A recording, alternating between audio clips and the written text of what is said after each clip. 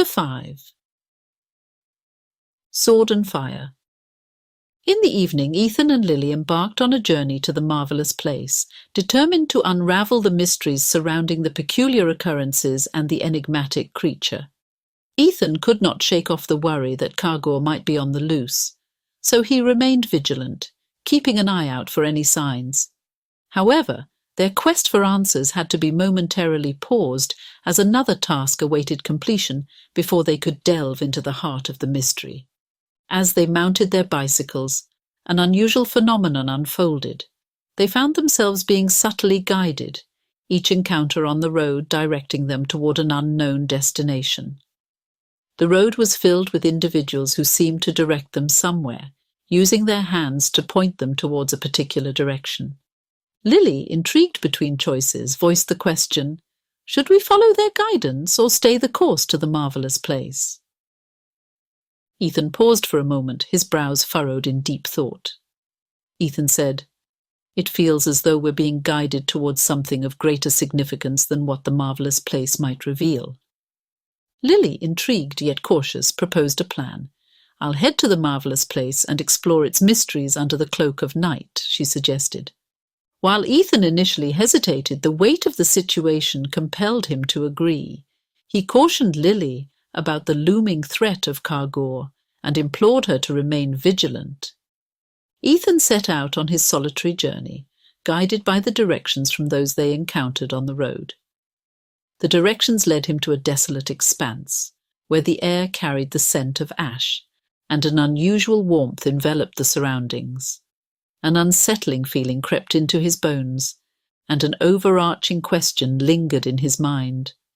Why were the people leading him toward danger? Ethan's heart raced as he spotted a girl kneeling amid the charred landscape, a haunting reminder of the devastation. At that moment, any reservations he harbored vanished and were replaced by an urgent need to reach the figure. The thought that the girl might be his sister, Emily, and the gravity of the situation eclipsed everything else. Without hesitation, Ethan sprinted toward her, but Emily, facing the other way, appeared oblivious to his presence. Strangely, she showed no reaction to Ethan's calls, as if caught in a trance. Moving in front of her, Ethan was shocked to find that Emily, though physically present, seemed detached and unresponsive. She struggled to catch her breath, and Ethan's attempts to engage her went unanswered, leaving him bewildered and deeply concerned. Ethan observed the intensity in Emily's gaze, as her eyes bore into an unseen target, locked in fierce determination. In her hands she wielded a sword with a distinctive mark on its handle, an emblem that stirred a sense of familiarity in Ethan, even though he couldn't quite place where he had encountered it before. The worry etched across Ethan's face deepened as he grappled with the sight of his sister, consumed by an unrelenting rage that left him both perplexed and worried. Perplexed by the surreal scene unfolding before him, Ethan grappled with the myriad questions swirling in his mind. The presence of the sword in Emily's hands, the charred landscape around them, and the palpable rage in her gaze left him in a state of bewildered shock. The initial flood of inquiries about the cause of the scorched land and the possibility of Kargor's involvement faded into insignificance as Emily collapsed, unconscious. Desperation gripped Ethan as he attempted to rouse his sister, but her unresponsiveness only deepened his sense of helplessness. The task of carrying both Emily and the mysterious sword proved too formidable for him to do alone. In a twist of fate, just when Ethan wished for assistance, Lily emerged at the scene, providing an unexpected glimmer of hope. Lily and Ethan carefully transported Emily to Ethan's home, where his parents stood ready to attend to her. Once inside, Emily was gently placed on a bed, and in the fleeting moments of consciousness, she managed to sip some water offered by Ethan's parents. Curiosity tugging at her, Lily inquired, "Why didn't the controller send a car or a truck to pick up Emily? It would have been much easier than us bringing her here on bicycles." Ethan pondered for a moment before responding, "I was wondering the same thing, but then I realized that I hadn't seen any vehicles being driven by anyone in this Call of Dream period. It's as if the entire world has chosen a simpler mode of living during this time." As the two friends contemplated the changes in the world during this peculiar period, Lily posed a question. "So, the controller does not know how to drive a car?" Ethan considered her inquiry, responding with a thoughtful expression. Could be, but I think it has something to do with protecting the environment from pollution." Lily nodded in agreement, acknowledging, "Oh yeah, that makes better sense." Curious about Lily's return, Ethan asked, "Why didn't you go to the marvelous place?" Lily explained, "2 streets. That's the most I could cross. After that, I was completely blocked by people and got redirected towards you. The unexpected act of redirection seemed important and urgent, so I followed the guidance." Ethan rushed upstairs to retrieve the books that they had borrowed from the library earlier that day. He meticulously searched for references about the peculiar sword in the book, finding numerous drawings and depictions within the pages. The descriptions hinted at a metal unfamiliar to their world, adding an extra layer of intrigue. Although the books lacked an extensive history of the sword, various pieces of evidence pointed to its ancient origins. As they delved deeper into their research, Emily regained consciousness. Unfortunately, she had no recollection of the recent incident. However, as she began recounting the events that happened after her last meeting with Ethan, the revelations left both Ethan and Lily in a state of shock. Annabel recounted her experience, revealing that on her way back home, she halted at the marvelous place upon hearing an unusual noise. Engulfed in darkness, she proceeded cautiously, driven by curiosity in the hope that it might be Marcus. However, the closer she got, the more she discerned that the source of the sound could not possibly be Marcus. Instead, it resembled the sound of an animal breathing heavily. The mysterious atmosphere heightened her anxiety as she ventured further into the unknown. Suddenly, a resonant thud echoed through the air, and Annabel's heart skipped a beat. A colossal red creature, unlike anything she had ever seen, shifted its massive leg nearby. In the shadow of the immense foot, she felt minuscule and vulnerable. Paralyzed with fear, her mind raced for a course of action, and in desperation, she whispered a prayer to the universe, seeking salvation from the impending danger. Attempting to blend into the surroundings, Annabel hoped to go unnoticed by the colossal creature. However, her efforts proved futile as the creature's gaze fell upon her, locking eyes with the bewildered and terrified Annabel.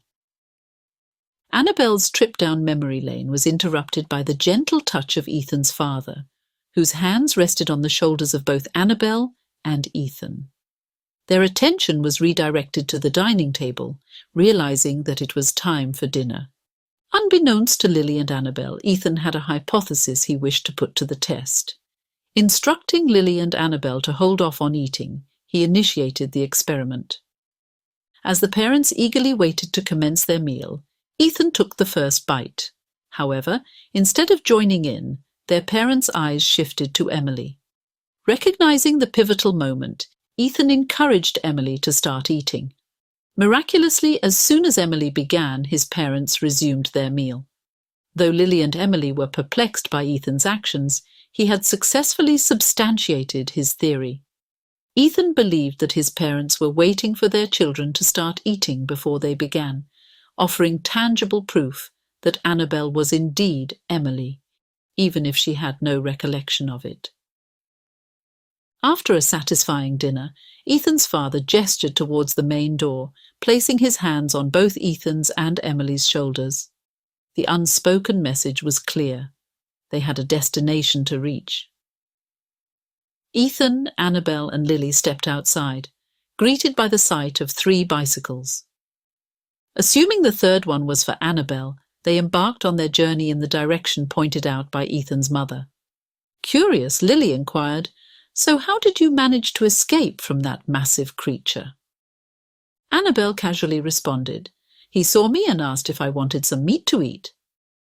The unexpected nature of Annabel's encounter made Ethan momentarily lose his grip on the pedal, causing his leg to slip. Swiftly recovering, he sought clarification. "Are you joking?" Annabel recounted, "No, I am not. I was just as shocked as you are now when the creature spoke. It even offered to barbecue the meat for me if I preferred it. For a moment I thought it considered me as the meat and was informing me of its intention to devour me. But then it pointed to another creature lying dead beside it. It claimed to have slain that beast in a battle and expressed its desire to taste the flesh of Dragor, citing a 900-year-old rivalry. The creature asked if I understood the human fascination with names ending in "or," as all the creatures it encountered had names like that. I was mesmerized by a massive creature with sharp teeth, a long mouth, small hands, and big legs talking to me. It even explained that its ability to talk and its current form were the result of a curse from its father. The creature shared, and I quote, "My father is the creator and the guardian of Gardoon. He cursed me to assume this creature's form, a creation his subordinates had been working on to deploy on another planet. He cursed me to live on this planet until he sent his blood to free me from this form with the weapon he forged with his own hands. Die no sword." That was the last word I heard from him. I still do not know what it meant. The creature did not speak as if it belonged to this world. It spoke about souls traversing from a higher dimension to worlds like ours, and how it used to be the purifier of sinful souls. Hearing Annabel's account triggered a realization in Ethan that the creature his sister had encountered might indeed be Kargor. However, the descriptions did not match the stories he had heard. In Ethan's understanding, Kargor was a formidable monster, known for wreaking havoc and destruction. He found it hard to relate this image with the creature Emily described, leading him to doubt whether his sister had truly encountered Kargor. Lily, curious about the connection between Emily and the mysterious sword, asked, "How did you come into possession of that sword?" Annabel recounted, "My memory about that sword is a complete blank for me. I just remember some events before it. After that night, I fell asleep, and upon waking, I found myself near the wall surrounding our town." Ethan brought his bicycle to a halt and inquired, "You could see the protective wall surrounding our town?" Annabel and Lily stopped their bicycles as well. Annabel confirmed. Yes? Can't you?" Ethan glanced at Lily and then back at Annabel, explaining, "We read that the magic wall is visible only to those possessing magical abilities." Annabel's face lit up with excitement. "Do you think I have magic?" she asked eagerly. Ethan and Lily nodded in agreement. Filled with joy, Annabel closed her eyes and made a wish. "I wish for a bowl of ice cream with 1 scoop of chocolate, 1 scoop of butterscotch, and 1 scoop of blueberry, topped with nuts and chocolate sauce, served in a crisp waffle cone with a dollop of whipped cream." Disappointment washed over her as nothing appeared in her hands. Lily remarked, "I guess that's not how your magic works." Both turned to Ethan, who looked even more disappointed than Lily. "I was looking forward to that," he sighed. "Now I can't get the image of that ice cream out of my mind." Lily interjected, "Our town's safety is at stake, and you both are thinking about ice cream. That 2-3 scoops, no less." Ethan leaned toward Emily and whispered, "She talks as if she's never had ice cream before. But let's strike a deal. Once you figure out how to use your magic, wish for 2 bowls." Annabel whispered back, "I'm not even sure if I have magic." Before they could continue their conversation, Lily interrupted, "What are you two discussing?" Both of them replied simultaneously, "Nothing," and resumed riding. Lily interrogated, "Ethan, I still remember the conversation about the magic wall and the colossal creatures we had back in the library. Do you think I possess magic as well?" Ethan replied, "I'm not sure, but we'll know once we are at the wall." Annabel continued, Where was I? Oh yeah, I remember. I saw the wall. The wall was broken, revealing a forest outside, 80% green and 20% brown. The red creature stood beside the hole, concealing itself, waiting for something to enter through the breach. In a hushed tone he asked me to be quiet, explaining that he was anticipating his breakfast. His whisper, given his immense size, was still quite loud. Suddenly another creature, Sargur, this one blue and half the size of the red one, entered through the wall. Kargor's face lit up with joy at the sight of Sargur. Despite the blue one's attempts to retreat, Kargor blocked its path and it darted into the town. Without hesitation, I sprinted in a random direction, covering a vast distance. At one point, Sargur was about to trample me. I closed my eyes. That is the last thing I remember. When I opened my eyes again, I was in Ethan's house. Ethan inquired, "The wall is broken. Where is that place?" Annabel responded, "It's near the marvelous place. We can go there now. Maybe we can find the red creature there." The trio halted at the spot where Ethan had spotted the rose earlier that morning beneath the lone tree. Dismounting their bicycles, they proceeded on foot toward the location of Dragor's skull, leaving the sword behind, completely forgotten about it. As they approached, a glow became visible, and Annabel exclaimed that it was the marvellousness she had mentioned. She sprinted towards the light with Ethan and Lily in tow. Drawing closer, they discovered that the light emanated from myriad small luminescent butterflies. The entire area was teeming with them, casting an enchanting glow over Dragor's skeletal remains. Ethan comprehended why his sister had dubbed it a marvelous place. Nobody felt inclined to depart from the magical scene. Hence, they opted against visiting the broken wall during the nocturnal hours when visibility would be compromised. Instead, they resolved to spend the night amid the enchantment of that marvelous place. As they all gazed at the radiant fireflies, Ethan found himself in the center. To his left stood Lily, and to his right, Emily. A familiar sensation gripped him as he recalled the similar dreams he had. It dawned on him that the girl on his right, whose visage remained elusive, was none other than his sister. The origin and nature of these butterflies remained a mystery to everyone present. Eager to examine Dragor's skull bathed in the ethereal glow, Ethan and Lily moved in for a closer look.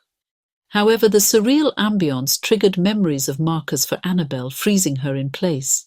Lily, catching a glimpse of Emily, was utterly astounded by what she witnessed.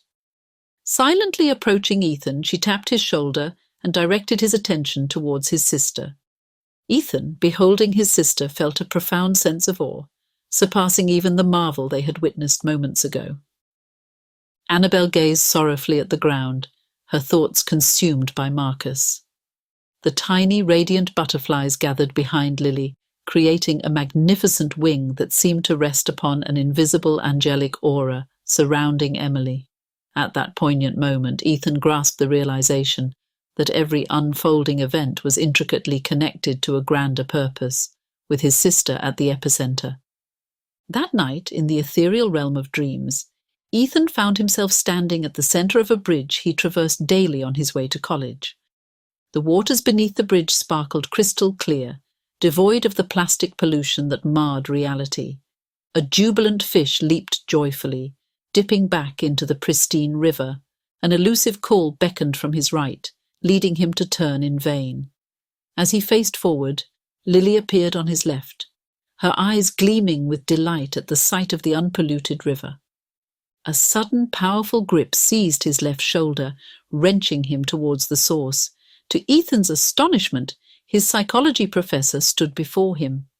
In the dream, an otherworldly roar erupted from his professor's mouth, resembling a monstrous cry, jolting him awake and bringing an end to the dream.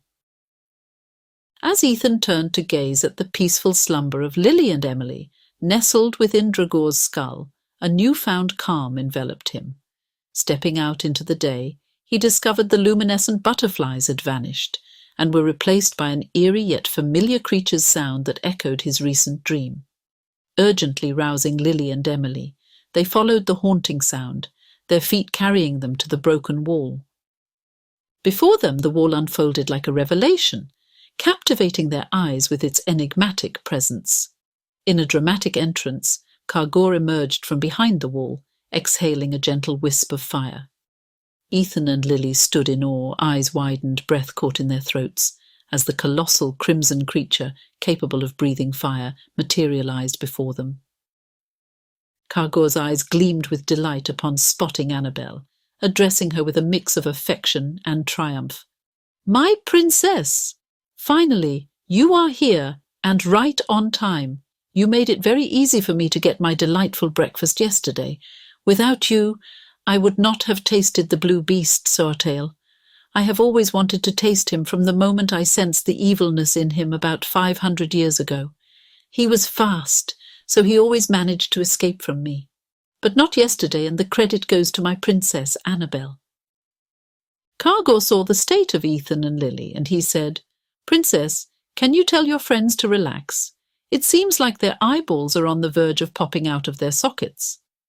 Although Ethan and Lily couldn't relax completely, their eyes returned to normal. Annabel, however, needed answers. She questioned Cargor, "Did I assist you in killing that blue creature?" Cargor, with a hint of pride, replied, "Indeed you did. Do you doubt that Sourtail would have survived after what you did to that filthy creature yesterday?" Annabel looked at Ethan and Lily, then back at Cargor, inquiring, "Can you provide more details on what I did?" Cargor, with a mocking tone, asked, "Ah, are you seeking specifics to impress your friends with your coolness?" Annabel clarified, "No, it's not that. I can't recall what happened during that time. That's why I'm asking you." Cargor shared, "I started chasing that wretched beast, preventing him from escaping back into the forest. His strength lies in his speed. I pursued him, and after some time he charged right at you. I feared he would trample you, but your actions astounded me. I've existed in this world in this form for a millennium. Believe me, I've witnessed things I shouldn't have. Yet what you did was unprecedented. You leaped directly at that creature just as he was about to stomp on you.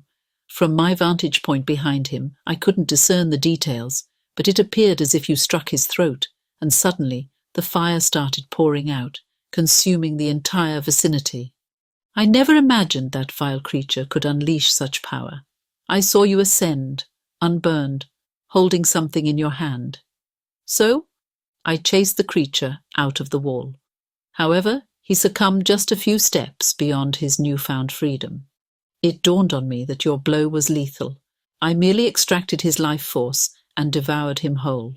I advise you all to stay clear of the right side of this wall by approximately 50 feet. By 50 feet, I mean my feet, not yours. That's where I took care of business this morning. Even that smells akin to the filth in that creature. Even after his death, his filth stayed back." After Cargor finished recounting the events, Annabel struggled to comprehend what he had disclosed. The perplexity of hearing about her actions, coupled with the absence of any recollection, left her in a state of bewilderment. Cargor added, "Had you stayed back yesterday, you could have savoured that Swordtail. Despite his filth, he tasted truly exceptional. Very good, believe me. Except for his tail. It had a sour taste, hence the name Swordtail. I've never experienced anything quite like it before. It was well worth the wait." While narrating his tale, Cargor noticed the intensity in Ethan's and Lily's gaze fixated on the gap in the wall. Their eyes widened as they witnessed a large white creature, Hennasaur, charging towards them. As the creature approached the wall, Cargor positioned himself in its path. Despite attempting to slow down, the white creature could not avert its course. With swift precision, Cargor clamped down on the creature's throat, hoisting it into the air with the strong muscles in his neck and his back. In a forceful display, he slammed the creature to the ground, employing his leg to deliver a fatal stomp to its chest. The creature's demise was sealed, as Cargor swiftly bit into its neck, separating its head from its body. After the kill, Cargor did not reflect satisfaction. He said, "The worst breakfast came searching for me. I myself have killed and eaten almost 1,000,000 of this Hennasaur's family, and I still have no idea where they come from." Turning towards the 3 witnesses who were yet to return to their usual state after witnessing the brutal killing, Cargor commented, "Unlucky day for us all." He then opened his mouth and exhaled fire that engulfed the creature, barbecuing every part of the creature. He declared, "Leave the head. Except for that, you all can have anything. Guests first. Dig in. I wanted to say enjoy, but I couldn't. So all of you say your thanks to my father for sending me here, making you all present here when I killed this creature. and be happy that you are getting good nutrition in this flesh.